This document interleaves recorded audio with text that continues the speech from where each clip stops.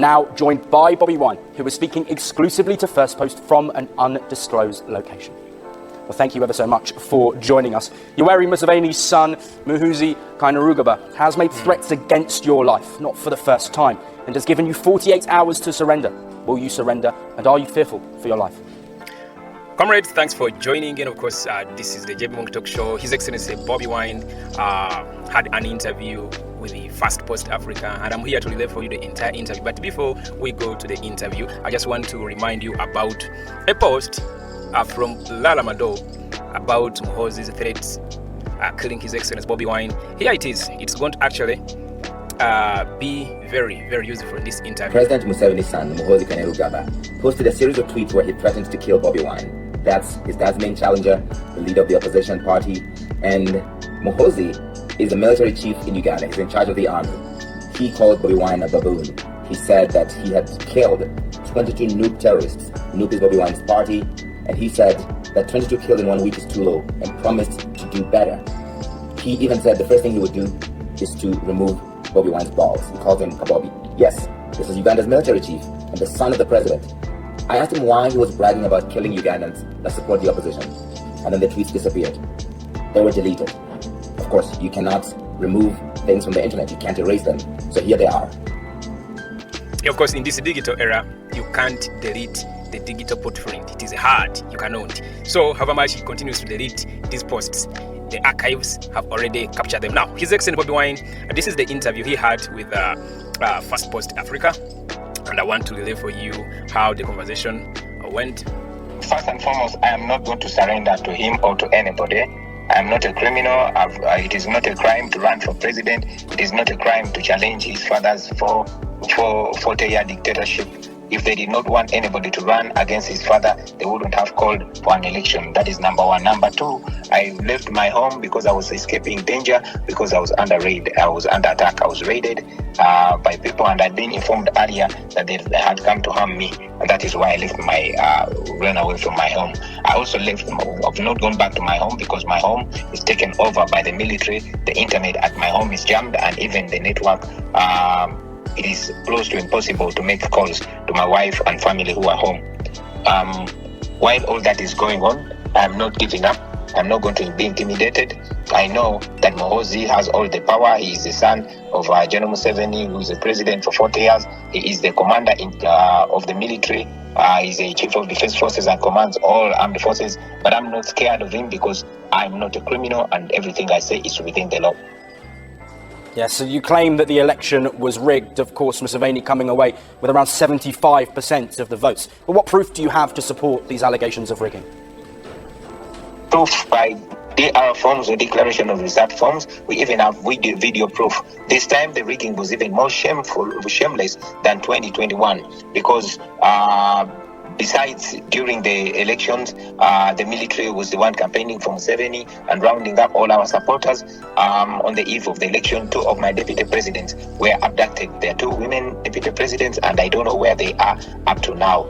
Hundreds upon hundreds of our polling agents were picked up, and they went missing. Some are still in prison. Others were tortured so bad and thrown in the bushes, while others are in prison and missing. On election day, still people turned out and voted in massive numbers against General Museveni. Where our agents were not arrested or abducted, we have evidence, we have declaration forms that indicate that we defeated Museveni by far. Unfortunately, what the Electoral Commission read was something completely different. And Bobi Wine, this was your second time running in an election against Museveni, who is set to rule until his 86th birthday. What does your political future hold? First and foremost, I don't look at my future as political. I look at my future and the future of Uganda as a free, whether political or not, but to be free. I came into this political situation to free myself and to free my country, and we look at freedom, all of us together. We know that the people of Uganda are well sensitized and they will fight back, and ultimately they will free themselves. No dictator has lived forever. No oppressed people have been oppressed forever. So ultimately the future of Uganda is free, united, and prosperous for all Ugandans. That is not going to come at a silver platter. That is going to take a fight, a moral fight. We went into this election not trusting the system. No, we knew that the system was corrupted, that all institutions of state were captured, but we went into this election to first and foremost unite the people of Uganda behind the flag, and to also sensitize them, but to also use the opportunity to tell them the truth, because we would not get any other opportunity to reach out to as many people of Uganda and to talk to them. We succeeded, and we count that as a success. Next move is to organize and see how to free ourselves. There was a well-documented security crackdown in the lead-up to the polls on your supporters and at your rallies. What is your response now to the post-election killings? The government are framing these people being killed as terrorists. They're your supporters.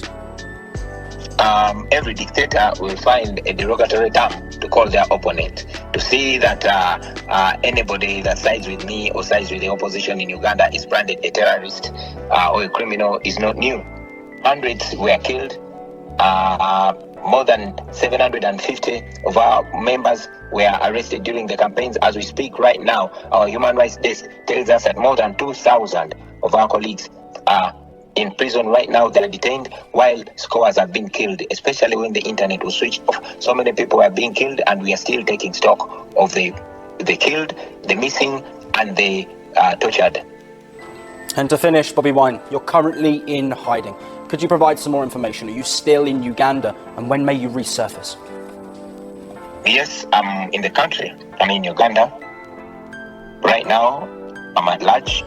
I don't know how I'm going to be in the coming hours, but I try as much as I can to still be free, to still be in charge of myself, and to keep our way out of those dangerous hands of Muhoozi and the criminal regime, and these criminals, these violent criminals that torture the people for fun. I will resurface when I feel it is safe to resurface. As of right now, my home is surrounded, and I'm uncertain about what's safe to happen. Well, a huge thank you to Bobi Wine for speaking to us on First Post. Also joining us to break down that conversation we've just had and the current... All right, of course, that is the interview His Excellency Kyagulanyi Ssentamu Robert just had. Actually, it's just a few minutes ago. Yes, I was notified about this interview, and I was like, okay, I have to relay it to my people. I have to relay it to comrades here on YouTube, Facebook platforms, TikTok, all over social media, because it communicates to us. You've just heard His Excellency stating the point, stressing where he is. Yeah, of course, the regime propagandists had started crafting their own narratives, as well as using artificial intelligence to manufacture photos of His Excellency Kyagulanyi holding an air ticket, of course, to create a narrative that is out of the country. No. He is in Uganda. You just heard him speak. He's in the country. His entire house is still surrounded, and is uncertain how tomorrow is going to unfold. I urge you, comrades, push this message as far as you can. And lastly but not least, maybe I'll give this in another video. I want to mix up things. I wanted to update you about the situation at his house, the situation at his home, the military presence that still maintains its presence there. Just come back to this channel and get to know the latest updates on that side. But as of now, you can share with us in the comment section about the interview.